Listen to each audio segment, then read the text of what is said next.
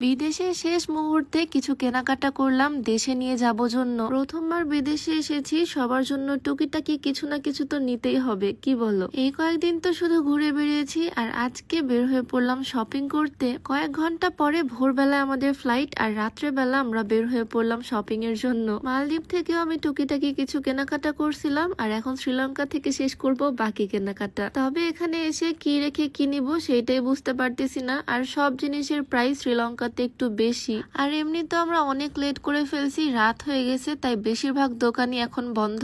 আমরা সবাই মিলে আজকে বের হয়েছি, সবাই কিছু কেনাকাটা করব। কয়েকটা দোকান ঘোরার পর একটা বাচ্চাদের খেলনার দোকানে আসলাম। মুস্কান ভাবিও বাবুর জন্য নিয়ে যাবে জিনিস, বিথি ভাবিও বাবুর জন্য জিনিস দেখতেছে। তবে আমার তো বাচ্চা নাই, আমি কি করব? কিন্তু আমার ছোট ছোট কিছু ভাই বোন আছে, তাদের জন্য আমি কয়েকটা খেলনা নিয়ে নিলাম। এই পর্যন্ত মনে হয় নিজের জন্য আমি কিছুই নেইনি, শুধু আমি খুঁজতেছি কার জন্য কি নেওয়া যায়। আমার ছোট ছোট ভাই বোনদের জন্য আমি কিছু খেলনা আগে কিনে নিলাম, আর এখন দেখি আর কি কি নেওয়া যায়। আজকে সারাদিন আমরা রেস্ট করেছি, দিনের বেলা আসলে হয়তো অনেক দোকানই খোলা পেতাম। একটা দোকানে আমার চোখ পড়লো, সেখানে এরকম নেক পিলো সেল করতেছে। জার্নির জন্য এই নেক পিলো গুলো খুবই ভালো হয়। কয়েক ঘন্টা পরে আমাদের ফ্লাইট, জার্নিতে কাজে লাগবে, তাই নেক পিলো নিয়ে নিলাম। যদিও এই ভিডিও আপলোড দিতে দিতে হয়তো আমি দেশে পৌঁছেই যাব। এবারে ঘোরাঘুরি থেকে শুরু করে এক্সপিরিয়েন্স সবকিছুই বেস্ট ছিল আলহামদুলিল্লাহ। যদিও সে সময় শপিংটা একটু তাড়াহুড়া হচ্ছে, তবে এটাও বেশ মজা করেই করতেছি সবাই মিলে। গাড়িতে করে চলে আসলাম শ্রীলঙ্কার এক জায়গা থেকে আরেক জায়গাতে, সিটি সেন্টার শপিং মলে।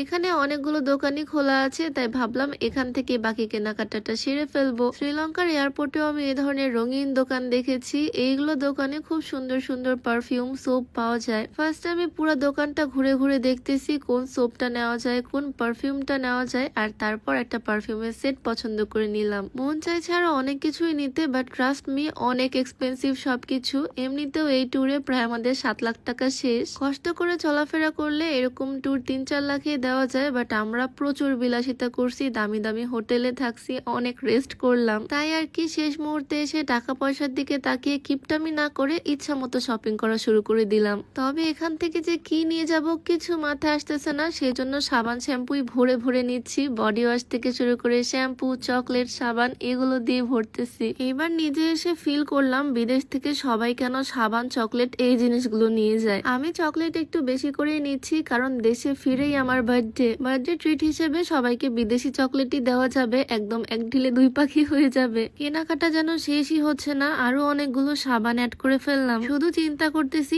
এতগুলো জিনিস আমরা ক্যারি করব কিভাবে। প্রায় আধা ঘন্টা সময় লাগিয়ে আমি এখান থেকে শপিং করেছি, আর বিল দেখে তো আমার মাথা নষ্ট।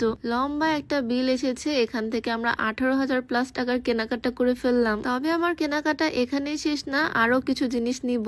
তার আগে একটু বলে রাখি, ওজন কমাতে চাইলে তোমরা এই হার্বাল স্লিমিং টিটা ট্রাই করতে পারো, যেটা সম্পূর্ণ ন্যাচারাল উপাদান দিয়ে তৈরি, কোনো রকমের সাইড এফেক্ট নাই। এইটা তোমরা বিউটি বাই লিম পেজ থেকে পাবা। পেজটা ডেসক্রিপশনে মেনশন করে দেওয়া থাকবে, নাম্বারটাও স্ক্রিনে দিয়ে দেওয়া থাকবে। যাই হোক, এখান থেকেও একদম বড় একটা ব্যাগ নিয়ে ভরে ভরে শপিং করছি। এখানে শপিং এর সময় খুব একটা ভিডিও ক্লিপ নিতে পারিনি, কারণ একটু পরে দোকানের ক্লোজিং টাইম, খুবই তাড়াহুড়া করে কেনাকাটা করছি। এখানেও প্রায় 20,000 প্লাস শেষ, মানে প্রায় ভালো অ্যামাউন্টের কেনাকাটাই আজকে করলাম। তবুও এই মাঝরাতে যে দোকানগুলো খোলা পেয়েছিলাম এইটাই অনেক। আমরা ছাড়া এখানে আর কোনো কাস্টমার নাই, এত রাতে শুধু আমরাই কেনাকাটা করলাম। যাই হোক, এখন হোটেলে গিয়ে এগুলো সব লাগেজে প্যাক করতে হবে, আর তারপর রেডি হয়ে ফ্লাইটের জন্য রওনা দিতে হবে। আজকে রাতে আর ঘুম হবে না, রেস্ট হবে না। তবুও আলহামদুলিল্লাহ সবকিছুর জন্য। আর এই ছিল আজকে আমার টুকিটাকি ছোট্ট শপিং ব্লগ। তো আজকে ভিডিওটা এখানেই শেষ করছি। সবাইকে আল্লাহ হাফেজ, আসসালামু আলাইকুম।